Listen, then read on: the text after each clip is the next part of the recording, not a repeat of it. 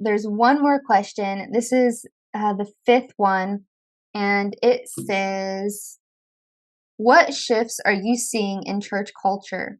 Are they positive, negative, and why?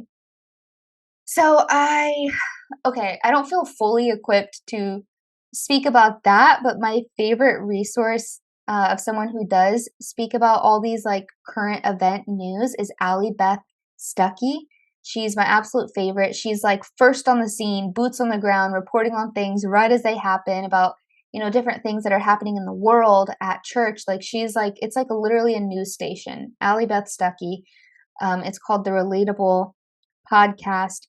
Just going back to some of the things we've talked about, just because of the cultural trend of all this witchcraft, like it's so trendy right now, the witch talk, the crystals, the tarot cards, we see the ex-Disney actresses, getting really into the new age, and just all this stuff is everywhere in the media. And if these churches and these church leaders aren't careful, this can definitely infiltrate into the church. So there's that form of, witchcraft coming into the church just because of the cultural movement. Also, like I said, like these deliverance ministers, I'm seeing a huge rise of this. And I just want to go back to saying, to be so careful. It makes me think I have an episode with a girl from Germany who was saved from the New Age, and she shared about an ayahuasca trip she had. And when you're in the New Age, you believe that you're doing this shadow work. And when you do this shadow work, you believe that you're like healing yourself, confronting your quote unquote demons, but they're not referred to as that. It's like you think you're confronting your shadow self and parts of you that need to be healed. What she saw, though, because God took the scales off her eyes to see in the middle of this ayahuasca trip with a shaman leading it, she saw that demons were actually coming in to these people. And so going back to that tidbit I shared of Jackie Hill Perry, it's just being careful for these high level witches that are claiming to do the work of God, but who are actually, doing witchcraft in the church and in Jesus's name even. It's crazy. Being careful that you're not going to false teachers who are actually, sending demons out into you so that you become dependent on these deliverance ministers instead of God. It's just, I see the parallels there of the New Age witchcraft with the witchcraft that's now happening, like I said, in the church and people who are using Jesus's name.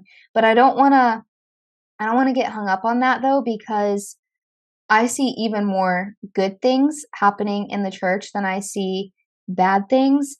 And a big reason that I can now say that is because I started volunteering with high school girls on Wednesdays. And it's just crazy because the media will totally paint this picture, that the youth is just lost and we should all be afraid and the world is crumbling.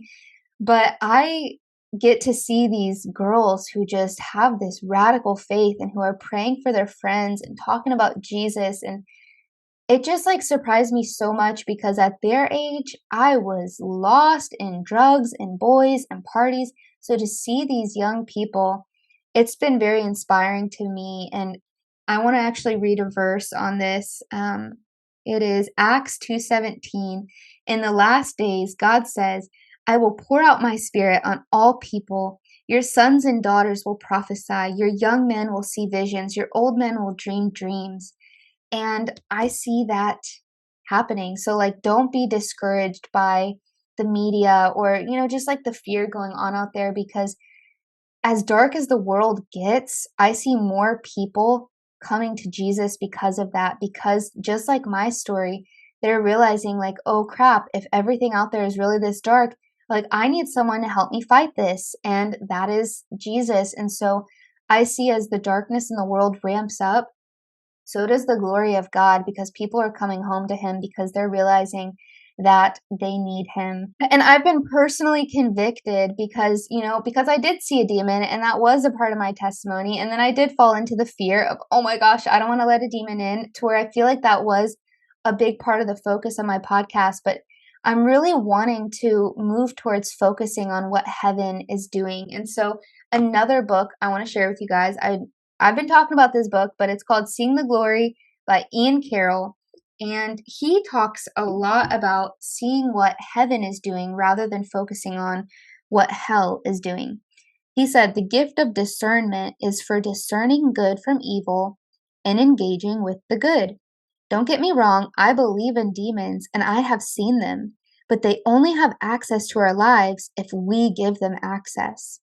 We have the choice to focus on what heaven is doing and to train our gift of sight to see it happen on earth. He talks a lot in this book about understanding, the heavenly things, the heavenly hierarchies, God's side of the spirit realm. And I don't know, this might end up being just as controversial of a topic as deliverance, but I personally am wanting to focus more on what God is doing and, his angels and different things in the heavenly realm. Something he said too that stuck with me is like, as we declare heaven's truth, more of heaven gets released onto earth.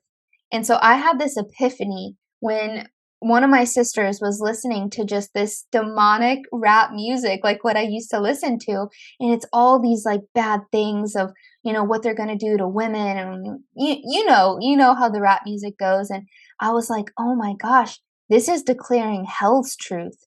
And when these lyrics and these lines of just these horrendous, unwholesome things get stuck in these kids' heads, now they're declaring hell's truth on earth, and more of hell and chaos and pain and rebellion and recklessness is getting released onto earth. And so I've been really adamant about listening to my worship music, learning God's word, speaking God's word, and just administering more of heaven's truth, more of God's truth on the earth so that I can see, hear, and experience more of that. So I'm hoping that the direction of the podcast continues to move and like, yes, tell me about the dark side that you experience. And now, like, what is God showing you?